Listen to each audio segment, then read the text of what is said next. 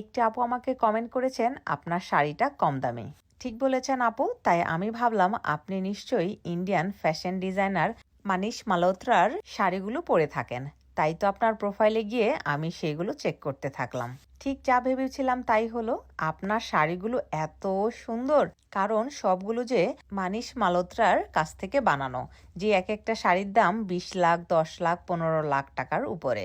তো আপনার শাড়িগুলো দেখে আমার খুবই খুবই ভালো লাগলো। তাই একটা রিকোয়েস্ট করব, আপনি নিজেও আমার প্রোফাইলটা ভালো করে চেক করে দেখবেন। কি কি শাড়ি পরি সবগুলোই দেখবেন। একটা শাড়ি দেখলে তো আর হলো না, পুরো প্রোফাইলটা দেখবেন যে আমি কতগুলি শাড়ি পরেছি এই পর্যন্ত। আর আমার শাড়িগুলো কি সব কম দামি না বেশি দামি?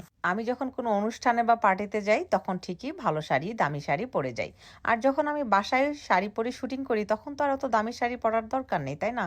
আমি সবসময় শাড়ি পরেই শুটিং করে থাকি, যার কারণে বাসায় আমি একটু কম দামের মধ্যেই শাড়ি পরে শুটিং করি। আর আপনি আমাকে এই ধরনের কমেন্ট করেছেন, কোনো সমস্যা নেই, আমি এগুলো খুব ভালোভাবে হ্যান্ডেল করতে পারি। কিন্তু আপনি যদি অন্য কাউকে এই ধরনের কমেন্ট করেন, সে কিন্তু আপনার কমেন্ট বক্সে গিয়ে আপনার যে শাড়ির ছবিগুলো রয়েছে সেগুলোতে আজেবাজে কমেন্ট করবে। আপনি এই ধরনের কমেন্ট কাউকে করে থাকেন, তাহলে প্রথমেই আপনার প্রোফাইল থেকে আপনার শাড়ি পরা ছবিগুলো ডিলিট করে নেবেন। তাহলে আপনার শাড়িগুলো আর অন্য কেউ দেখতে পাবে না, আপনার মান সম্মানটা বজায় থাকলো। আমার শাড়িটা কম দামি সেটাতে আপনার কোনো সমস্যা নেই। আপনার মেন সমস্যা হচ্ছে কি জানেন? আমি কেন শাড়ি পরি এবং কেন শাড়ি পরে এত সুন্দর করে নিজেকে উপস্থাপনা করি। এটাই হচ্ছে আপনার প্রবলেম। আপনি হয়তো এত সুন্দর করে শাড়ি পরতে পারেন না, সেজন্য। একটা কম দামি শাড়িকেও যদি সুন্দর করে ব্লাউজ দিয়ে গহনা পরে সুন্দরভাবে সবকিছু ম্যাচিং করে পরা যায়, তাহলে কিন্তু দেখতে কখনোই কম দামি মনে হয় না।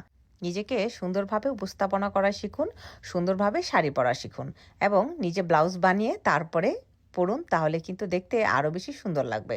আমি যেকোনো শাড়ির ব্লাউজ নিজেই বানাই এবং দেখতে বেশ সুন্দর লাগে। ভালো থাকবেন, আল্লাহ হাফেজ।